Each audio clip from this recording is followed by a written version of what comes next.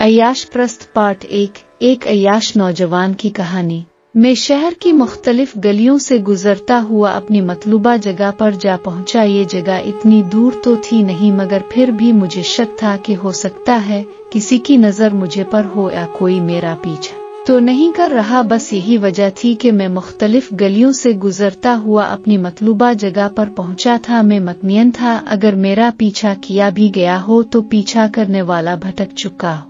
मैंने दरवाजे पर दस्तक दी। मेरी तवक्को के ऐन मुताबिक अपने पीले दांतों की नुमाइश करवाते हुए बूढ़े चचा ने दरवाजा खोला और मैंने 500 का नोट उसके हाथों में थमाते हुए यास्मीन बाई का पूछा। बूढ़े ने ऊपर की जानिब इशारा करते हुए कहा, जनाब एकदम ताज़ा माल आया है, रात ही को लाहौर से। मैंने मुस्कुराते हुए इसे देखा और सिलियों की जानिब बढ़ गया। आवाजें बरामदे से आ रही थी। मैं समझ गया कि यास्मीन बाई अपनी खुरपरियों के साथ डेरा लगाए बरामदे में ही मौजूद है। मैं जैसे ही उसके सामने गया वो अपनी जगह से उठी और मेरा शहजादा कहते हुए मेरे गिले लग गई। बाहर तो आग बरस रही है, बहुत गर्मी है। मैंने ये कहते हुए यास्मीन बाई को खुद से अलग किया और उन खुरपरियों को देखने लगा जिनके आने की खबर मुझे रात ही को मिल चुकी थी। कोई खास नहीं। मैंने उन सारी लड़कियों को देखते हुए दिल में सोचा, इतनी देर में वो बूढ़ा ठंडा शरबत लेकर मेरे सामने था। शरबत पीते हुए मैं सोच रहा था कि मेरा आना बेकार ही साबित हुआ। जितनी तारीफ उन लड़कियों की मुझे सुनाई गई थी उनमें से कोई एक भी मेरे मेयार की नहीं थी। मैं अपने कजिन को भी वापस भेज चुका था।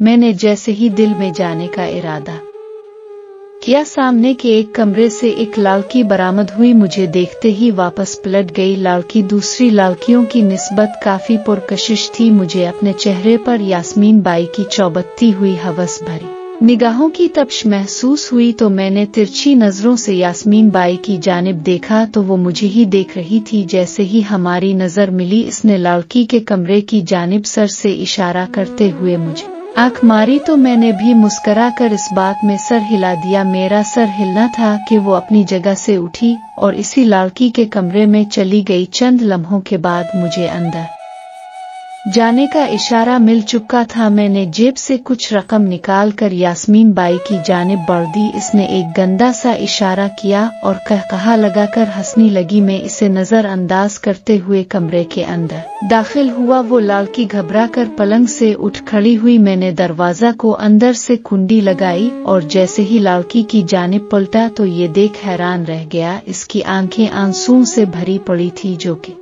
आंखों की पुतलियों से निकलने के लिए बेकरार थे। लड़की मेरी जानिब देखते हुए यूं हाँप रही थी जैसे बहुत दूर से भागती हुई आई हो। मैंने इसे हैरत से देखते हुआ पूछा, तुम्हारी तबीयत तो ठीक है क्या? तुम ठीक हो? मेरा ये कहना था कि वो तेजी से आकर मेरे पैरों में बैठ गई और रोने लगी कि मुझे यहाँ से निकालो, खुदा और रसूल के वास्ते में एक गस्तदार लड़की हूँ, यतीम हूँ, तुम्हें खुदा का वास्ता मेरी मदद करो। मेरी समझ में कुछ नहीं आ रहा था। मेरी तो सोचने समझने की सलाहियत ही चंद लम्हों के लिए गायब हो चुकी थी। क्या सोचा था और क्या हुआ जो हुआ वो तो वहम गुमान में भी ना था। कभी ऐसा भी होगा। औरत और शराब मेरी कमजोरी थी। औरत के बगैर सुकून और शराब के बगैर नींद मुझे मुयस्सर नहीं थी और मुझ जैसे इंसान से तवक्को, मगर न जाने क्यों जब इस लड़की ने अल्लुए का नाम देकर मुझे वास्ता दिया मेरे सारे जिस्म में सर्द लहर दौड़ गई। अचानक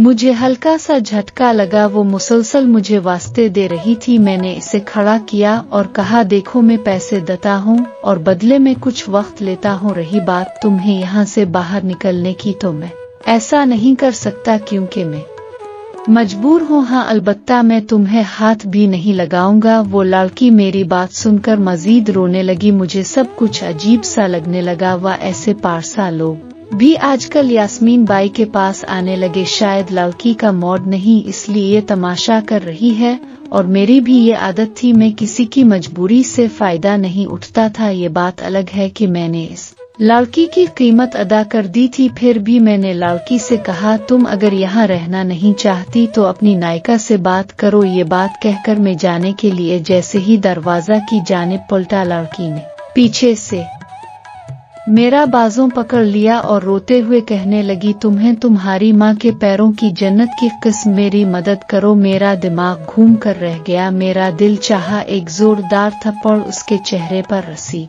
करो, मगर मैं खुद पर काबू पा गया। अगला पार्ट कल अपलोड करूंगी।